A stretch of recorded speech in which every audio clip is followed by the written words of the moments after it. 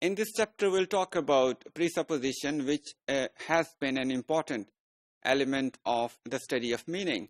In the beginning, I'll just introduce the idea of presupposition to you people so that you may have an idea about how it works in various utterances we make in our daily communication. If we just have a look at our ordinary language, it is just something which we assume. Presupposition as an important idea of semantics emerged somewhere in 1970s. It has always been a part of the studies of meanings from a long time, but as a proper subject in regular studies or academic studies of semantics, it emerged somewhere in 1970s. And since then, there has been loads of work being produced on presupposition. For example, we have some popular books on presupposition in form of those which were produced by Kempson, Wilson, Boer and Lycan, and also by Oh and Dinneen.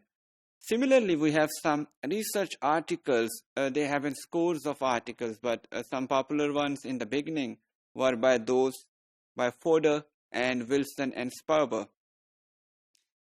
As I said a while ago, in ordinary language, we assume things in our daily talk. We build our talk on our shared understanding. Those people, especially with those people with whom you have regular interaction, you don't have to explain the background of everything. Because we share the background of many things, we do build on our conversation on that background, and we do not have to repeat that background every time. For example, two fans of cricket, the sports cricket, can talk about an important match between India and Pakistan without explaining to each other the rivalry between India and Pakistan on cricketing fields. So this is how they assume. One fan of cricket might assume that the other fan of cricket knows the history of cricket matches between India and Pakistan and the traditional rivalry on cricket grounds. Presupposition in semantics refers to those assumptions which are usually implicitly made by the speakers and listeners between each other, and these assumptions do help them to understand each other's meanings.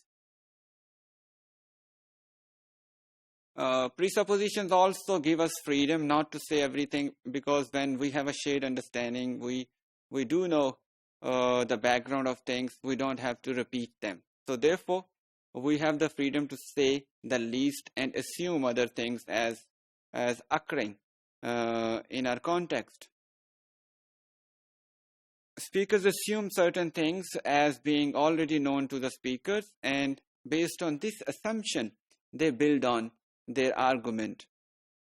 In this way, presupposition can be seen as a relationship between two propositions, one being said and one being assumed from it. If you just look at these examples in front of you, you will find that the A statement in all these examples is the sentence, and B statement is something which is being assumed as a result of these statements. For example, if you see first sentence here, the A part is, her husband is a fool, and presupposition here is that she has a husband. So she has a husband. He may be fool or not, that you may deny the first statement, but presupposition remains constant under negation even. So, somebody may challenge that her husband is not a fool, but the presupposition that she has a husband would remain the same. Similarly, I do not regret leaving London, and the presupposition is I left London. Similarly, the Prime Minister of Malaysia is in Dublin this week.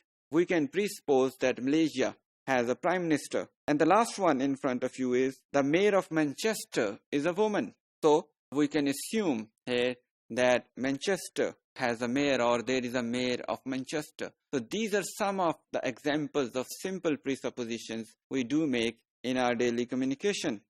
Below is another example of presupposition, and if you read that, you can see that if we deny even the main sentence, presupposition still remains the same. If you just have a look at the example here, Deborah's cat is cute. So we we presuppose that Deborah has a cat. If we deny here that Deborah's cat is not cute, still the fact that Deborah has a cat, or the assumption that Deborah has a cat, would remain intact. So we can sum up that presupposition is something we assume as existing somewhere in the real world when we talk about something. And that information might remain constant even if we deny the main statement.